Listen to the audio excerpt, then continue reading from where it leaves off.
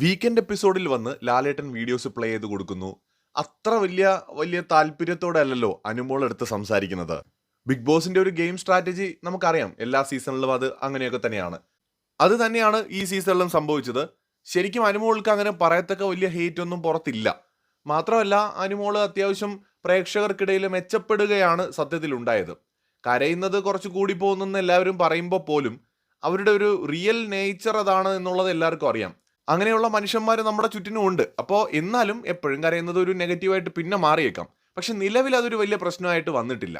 ഈ അവസരത്തിൽ നമ്മുടെ റെന ഫാത്തിമ വിചാരിച്ചു പുറത്ത് ജിസേൽ ഭയങ്കര ഭയങ്കര ഹിറ്റാണ്, അനുമോൾ ഭയങ്കര നെഗറ്റീവ് ആയിട്ടുണ്ട് എന്ന് റെനയ്ക്ക് തോന്നി. അത് ലൈവ് കണ്ടവർക്ക് കുറച്ചും കൂടെ കലങ്ങും. പുറത്ത് നമ്മുടെ ജിസേലിന്റെ കൂടെ നടന്ന് ഭയങ്കരമായിട്ട് കണ്ടന്റ് ക്രിയേറ്റ് ചെയ്യാനായിട്ട് രാത്രിയിൽ റെന നോക്കുന്നുണ്ടായിരുന്നു. ഇങ്ങനെ ആംഗ്യം കാണിക്കൂ, അവൾ ഇങ്ങനെ പറഞ്ഞു, അതായത് അനുമോളെ അഭിനയിച്ച് കാണിക്കുകയാണ് ജിസേലിന്റെ പുറകെ അനുമോള് നടന്നതിനെ. അപ്പൊ ഇത് കാണുമ്പോൾ നമുക്ക് മനസ്സിലാക്കാം റെന മനസ്സിലാക്കി വെച്ചിരിക്കുന്നത് അനുമോള് പുറത്ത് നെഗറ്റീവ് ആണെന്നാണ്. അതുകൊണ്ടാണ് ഭയങ്കര കോൺഫിഡൻസോട് കൂടിയിട്ട് ഇന്ന് പോയി അനുമോളെടുത്ത് ഉടക്കാൻ പോകുന്നത്.